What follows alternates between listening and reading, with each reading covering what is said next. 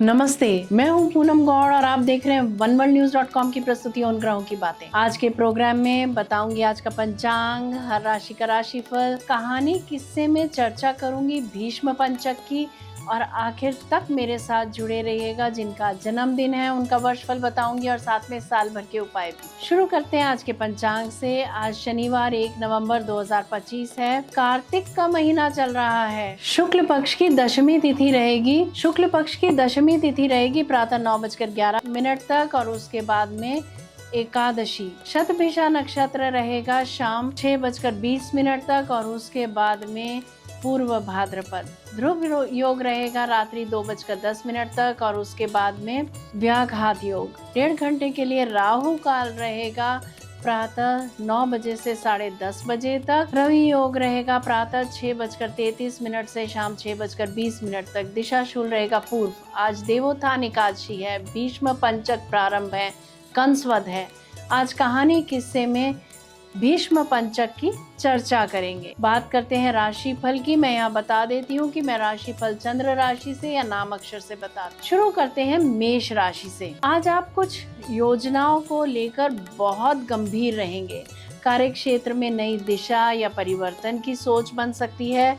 कुछ पुराने सहयोगी आपसे दूरी बना सकते हैं। दोपहर के बाद में आत्मविश्वास लौटेगा और कोई रुका हुआ काम आगे बढ़ेगा। यात्राओं से थकान संभव है। निर्णय जल्दबाजी में न लें, खासकर वित्तीय मामलों में। वृषभ राशि, आज का दिन पेशेवर रूप से प्रगतिशील रहेगा परंतु मानसिक दबाव अधिक महसूस होगा। वरिष्ठों के साथ विचार मतभेद संभव है। ध्यान केंद्रित करने में कठिनाई होगी पर शाम तक हालात सुधरेंगे। मित्रों से सहायता मिलेगी। सामाजिक कार्यों में भागीदारी से संतोष मिलेगा। नींद का अभाव परेशान कर सकता है आपको। मिथुन राशि, आज राहु नक्षत्र के प्रभाव से आप कोई नई चीजें सीखने या किसी रहस्य को जानने में रुचि लेंगे। शिक्षा, मीडिया और तकनीकी क्षेत्र के जातकों के लिए अच्छा दिन है लेकिन भावनात्मक रूप से थोड़ा अलगाव महसूस होगा। विदेश या ऑनलाइन कार्यों से लाभ संभव है। संचार में अस्पष्टता से बचें।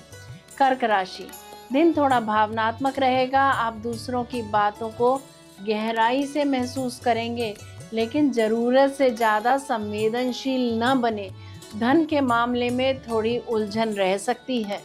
किसी पुराने मित्र से संवाद लाभकारी रहेगा। पारिवारिक मामलों में थोड़ी कठोरता से बात न करें। धैर्य आपका सबसे बड़ा सहारा रहेगा आज के दिन।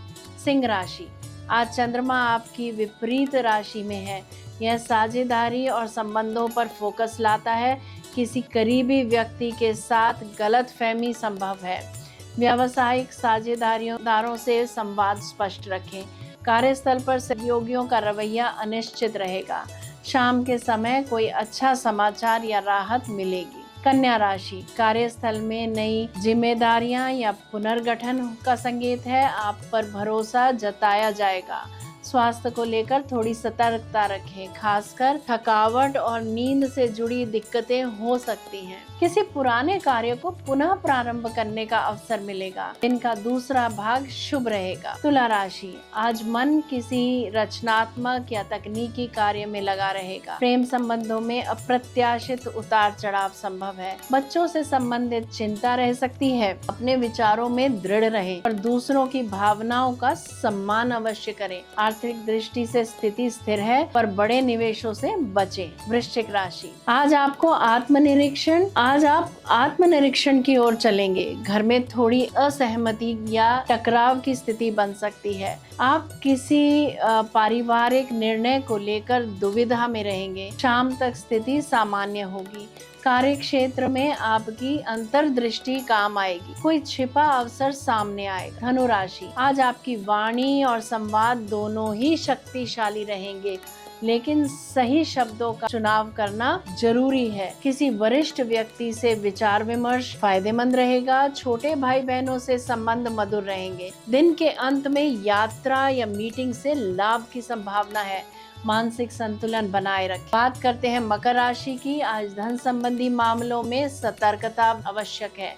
खर्चों की अधिकता परेशान कर सकती है। किसी महत्वपूर्ण निर्णय को अगले दिन तक टालना बेहतर रहेगा। पारिवारिक जिम्मेदारियां बढ़ेंगी। कार्य क्षेत्र में सहकर्मियों से मतभेद के संकेत है, पर शांत रहकर सब हल हो जाएगा। कुंभ राशि, चंद्रमा आपकी राशि में है, इसीलिए आप अब कुंभ राशि, आज आप केंद्र में रहेंगे, लेकिन निर्णयों में भ्रम या आत्म संशय संभव है। आप बहुत सोचेंगे पर काम कम करेंगे, इसीलिए एक एक कार्य को ठोस रूप दें। आत्मनिरीक्षण, ध्यान या एकांत आपके लिए उपयोगी रहेगा। संबंधों में स्पष्टता रखें। आखिर में बात करते हैं मीन राशि की। आज आपकी अंतर्ज्ञान शक्ति बहुत तेज रहेगी। किसी पुराने विषय या संबंध पर पुनर्विचार करेंगे। कार्यस्थल पर पर्दे के पीछे की गतिविधियां आपके पक्ष में होंगी। स्वास्थ्य में थोड़ी कमजोरी रह सकती है। दिन के दूसरे भाग में कोई प्रेरक विचार या सृजनात्मक समाधान उभर सकता है। ये था राशि का राशिफल। बात करते हैं कहानी किस्से की। भीष्म पंचक कार्तिक माह के शुक्ल पक्ष की एकादशी से पूर्णिमा तक के अंतिम 5 दिवसीय व्रत व उपासना की विशेष कला विधि है, जिसे विष्णु पंचक भी कहा जाता है। यह वही 5 दिन हैं जिनमें महाभारत के भीष्म पितामह ने अपनी इच्छा से मृत्यु के लिए बाणों की शैया पर शयन करते हुए उपवास और तप किया था। उनके उपदेश व पूजा इन दिनों में विशेष रूप से किए जाते हैं। यह व्रत भीष्म पितामह की स्मृति में किया जाता है, जिन्होंने मोक्ष की प्राप्ति के लिए पंचक के दौरान उपवास और धर्मोपदेश दिए थे। पद्म पुराण, गरुड़ पुराण, हरि भक्त विलास आदि ग्रंथों के अनुसार भीष्म पंचक में किए गए व्रत का चातुर्मास या पूरे कार्तिक माह के व्रत जैसा पुण्य मिलता है। यह व्रत धर्म, अर्थ, काम और मोक्ष चारों पुरुषार्थों की प्राप्ति में सहायक है।